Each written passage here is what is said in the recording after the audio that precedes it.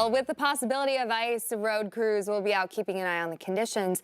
RDOT says right now they have small teams scheduled to be out tonight and tomorrow treating the roads and watching for slick spots with reinforcements ready if things get colder than expected. A little bit different on this one. If we get the ice, we get a little freezing rain, which freezing rain, is difficult because it comes down as rain. And then because the pavement's 30, 31 degrees, it freezes. Once that starts to form, the salt would hopefully break it down a little bit to get that traction. We would add the sand. Here's a look at the icy scenes this morning on Highway 71 between Fayetteville and Fort Smith. Temperatures didn't stay cold enough to keep ice on the roads for long this morning, but some downed power lines still caused outages in rural parts of Crawford and Washington counties. Crews were able to get the power back on by this afternoon. Well, as possible threat of freezing rain looms over us, schools will have to decide on whether or not to stay open or close for the day. 5 News reporter Rachel Williams talked to leaders at the Decatur School District where she's asking about the criteria for canceling school in rural districts. As of Tuesday, Benton County is under a winter weather advisory.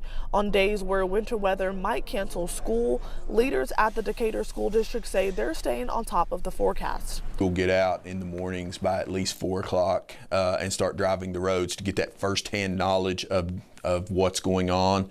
We rely on the weather forecasts, and other schools. We'll communicate with the other superintendents. My transportation department communicates with other transportation departments, especially along 59. If the weather gets worse throughout the day, Superintendent Dr. Watkins says they may lean towards an early release. Because we are a more rural district. If you get out toward Maysville, out toward the west of town, some steep roads, steep gradient to the roads and curves and things like that. So we want to get home before anything starts to appear on the roads. When the district decides not to cancel class, some parents may not feel comfortable driving their kids to school. But Dr. Watkins says the district will not fault them for not bringing their child to school. We will always defer to the parents on the safety of their child. So if they don't feel like it's safe for them to come to school, we will honor that. So on those days, a lot of times we'll excuse those, just like we would if it was a school trip or something like that. In Decatur, covering news where you live, Rachel Williams, 5 News. Higher elevation areas like Madison County are under a higher risk for ice tonight. County Judge Larry Garrett says right now their emergency crews are playing the waiting game, and if the temperatures fall and ice forms, they'll be ready to go. Once we start getting ice, we will start rolling. We're prepared. We're ready for this event if it happens. Madison County leaders say they'll also be in regular contact with the Arkansas Department of Emergency Management throughout the night. New at 6, we're learning Elijah Andazola is back in jail. If you remember, he was the man in the car with Shauna Cash when she hit and killed Pea Ridge officer Kevin Apple. Now he's been charged with domestic assault, burglary, and false imprisonment stemming from an incident last night.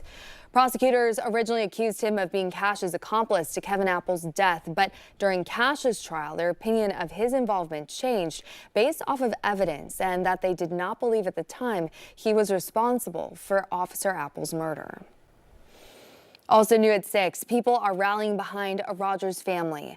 This all comes after a woman took to Facebook sharing this photo. Tonight, she tells 5 News reporter Kayla Davis she believes the neighbor is targeting the Hispanic family renovating the house next door. Stephanie Funk says she noticed a disturbing display at a home on West Poplar Street while driving in Rogers. She says over the course of months, the person who lives here began placing signs and flags on his fence after a Hispanic family bought the house next door. I think what was so upsetting about the display was the volume and intensity of it. The intent was to intimidate, harm, scare. My heart hurt so badly for the family that you could tell that it was pointed intentionally at the next door neighbor. And I just felt compelled to, use whatever privilege I have for good for this family. So she took to Facebook to spread awareness and later created a GoFundMe to raise money to plant trees as a barricade, and with enough money, a fence to block the flags. In just 3 days, more than 200 people have donated almost $11,000. It is the most beautiful experience in a community coming together that I have ever personally been involved in. And with community awareness came change. Funk says the resident removed the display Monday evening. I think the community pressure was a lot. I don't know, maybe he's seen the GoFundMe, maybe he's seen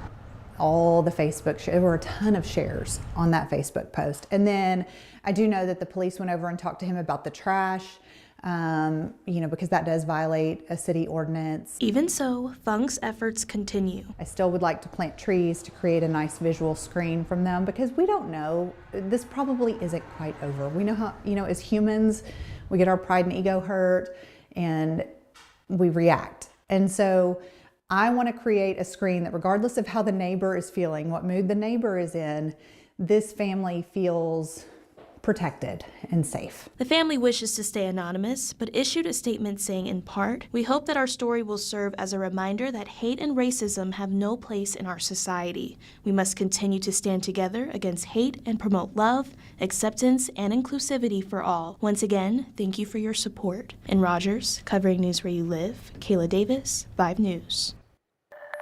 The city of Fayetteville is sharing an open call for artists to create a new outdoor mural on Nelson Hackett Boulevard. The new mural will cover 100 feet of retaining wall by another mural installed last year. The city says they're seeking artists that can create something with the themes of movement, justice, and connectivity.